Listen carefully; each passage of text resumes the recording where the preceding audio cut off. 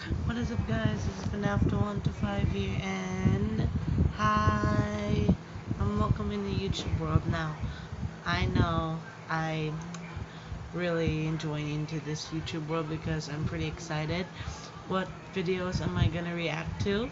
Because I'll be making two different channels, one for reacting and one for gaming, because it's been pretty fun on making videos. But actually, I'm gonna try to verify first my two channels to place my thumbnails in these videos and to whatnot and all. So yeah, guys, I have to make my first video on FNAF 125 reacts. So what do we have here is Odd1sOut. I know there were 13 million subscribers in the Odd1sOut. This is called Hobbies. Now, what is your favorite hobby? Comment down below. Comment down below. And whatnot and all, my favorite hobby is to make videos, do school projects, and to draw. Now, I have something. Now, we're gonna react to James' hobbies. What are James' hobbies? It's like taekwondo, football, and music. So what are we gonna do here is to react to Odd1sOut hobbies. Let's not waste much time because it's already 1 minute. So let's play in 3, 2, 1.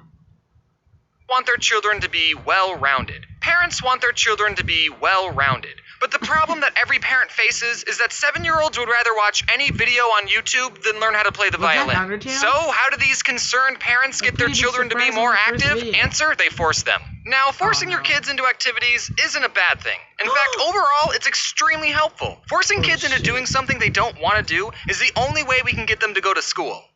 Okay, saying that out loud kind of sounded wrong. Doing extra activities, especially at a young age, not only teaches you important skills, but it also teaches you what you're interested in. So, James tried to put in one of his hobbies list gardening, cooking, and playing football, but that not really worked at all. Interests are. What's gonna be James' hobbies? If you watch this video, comment down below.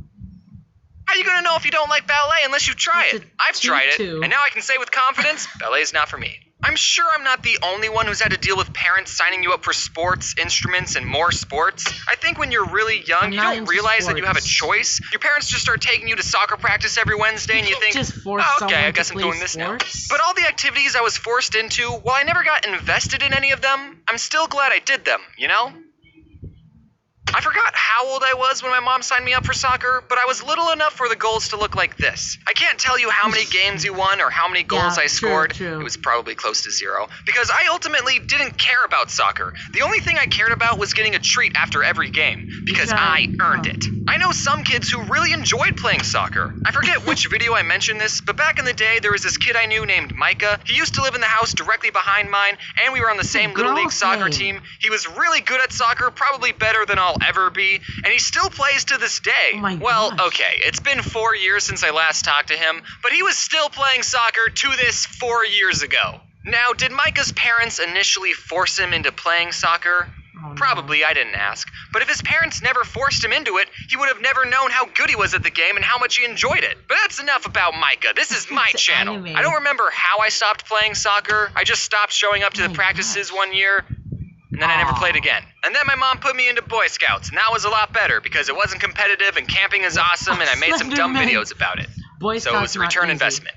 Another activity my mom put me in was this martial art class called Aikido. I'm honestly surprised I've gotten 107 videos without mentioning Aikido once. Probably because it was boring and nothing interesting happened. My mom put me and my twin sister into Aikido, and we both agreed that it was boring and we didn't like it. So we decided not to remind my mom whenever she had to take us to class, and surprisingly, she forgot most of the time.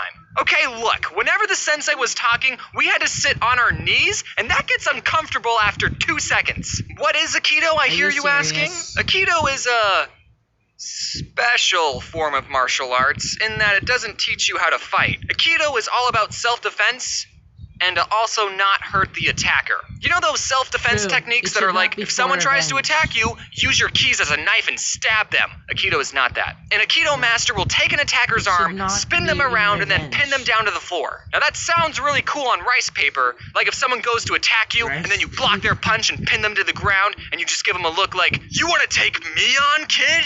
I've already got you pinned down. Now I'm not going to hurt you because I'm that powerful. But if you ever attempt to attack me or my clan ever again, I will be forced to use 10% of my power and break your spine in half. And I think my mom saw that Aikido was non-violent and taught self-defense, and she thought it was a better activity than learning how to kick someone in the face. But after doing some research on Aikido, I've learned that it's not really, what's the right word?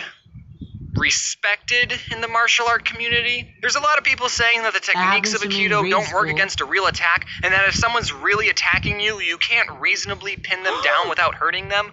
So it's probably a better idea to just punch back. And some people who are in Aikido think that their style of fighting is more civil and the more eloquent way of fighting, or non-fighting. So there's a tad bit of elitism in the martial art community. Now, surprisingly, I've never been in a real fight, so I can't really comment on what the more effective martial art is. I'm sure different situations call for different responses, but I don't think I'm wrong when I say that Aikido is the vegans of martial arts. After Aikido, the next thing I was forced to learn was an instrument. My parents didn't force me to do this, it was the American education system that did. In 5th and 6th grade, everyone had to take a band class, and we all chose different instruments to play, and I went with the flute. And as soon as I was given the flute, I traded it with Priscilla, who chose percussion, and that's what I did for the next 2 years. Compared to the rest of the instruments, percussion was very easy on my lungs. And it was okay if we were bad at the instrument because we were in the very back. The first set of songs we learned was on this metal xylophone thing, but I think the teacher thought everyone was so bad at that instrument that the rest of the songs we learned was on this drum.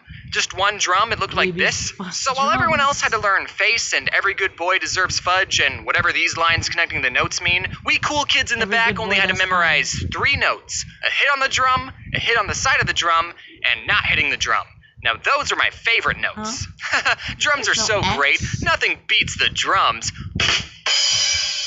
Drums are easy. So my parents tried to get me to do extra activities, but I never did more than what I was told to do. But that's okay. You should at least try new things, and if it's not something you enjoy, well, at least you tried. Now, with all the activities I did, I still spent plenty of my free time doing some other things. Okay, I played a lot of Neopets and RuneScape, and as much as I enjoyed these games, I would say overall, they didn't make me a more rounded person. Unless you count what they did to my horrible posture. People will spend their free time doing what they enjoy, and entertainment is designed to be entertaining. And while it's good to take some time doing things you enjoy, just like everything in life, it's all about balance. I think there's a very clear and important difference between a hobby and an addiction. If you enjoy playing video games and binging Netflix in your free time, then do that. Keyword being free time. You still need to set time to sleep, work, and socialize, and take showers. If I can smell that you were just binging a show, then that's gotta change. While I was working on this video, I wondered why it was more acceptable to be good at chess than it was World of Warcraft, because at its core, chess and Warcraft are the same thing. A game. But if you spend all your time playing one of these games and it gets in the way of you being a functional human being, that's when it becomes an addiction. And I would bet you one crisp dollar bill that more people have gotten addicted to Warcraft than chess. And that's why I believe there's a bad stigma with that game. Also, I don't know how WoW works, but I know in chess you need to have at least one friend. If I could go back in time, I would tell my younger self to not play Neopets and RuneScape as much as I did. I would have told me, hey, you should try out other things too, like rollerblading or the flute. Youth is the best time to learn what you love and where your passions lie. You kids have no bills, no expectations, you're not tired all the time, and everyone's telling you to follow your dreams. But not me, I'm 22. My life is practically over. I can't choose any more hobbies. Go ahead. I wasted my childhood. I'm not saying don't play video games or don't watch YouTube. I understand that my main demographic is people who watch YouTube. But like I said before, it's all about the balance. Trademark. So go out there, try new things, join a club, go on a walk, draw something. I'm biased, but make a comic, write a short story, find a recipe online and cook something, or read a book. Take breaks, yes, but never stop learning. And when you're an adult, you can force your children to learn too. Happy 2019, everyone. How are you all doing on your New Year's resolutions? Are you still keeping track of those? Surprisingly, a lot. Excuse me, 2020 is not that great. Well, for some reason, thank you for watching this reaction video, but trust me, 2020 is not that good. Well, there are lots of calamities that might happen in Earth. Well, we already have Kobe Bryant's death. There's the coronavirus, Mount Al eruption, or the activeness of Ring of Fire already. There is, let me guess, U.S. versus Iran and the California fires. I don't know what you know what I'm thinking right now. If these warnings are, telling us what will Earth be look like in the future. So yeah, guys, that'll be my first video of the day. And welcome to YouTube World.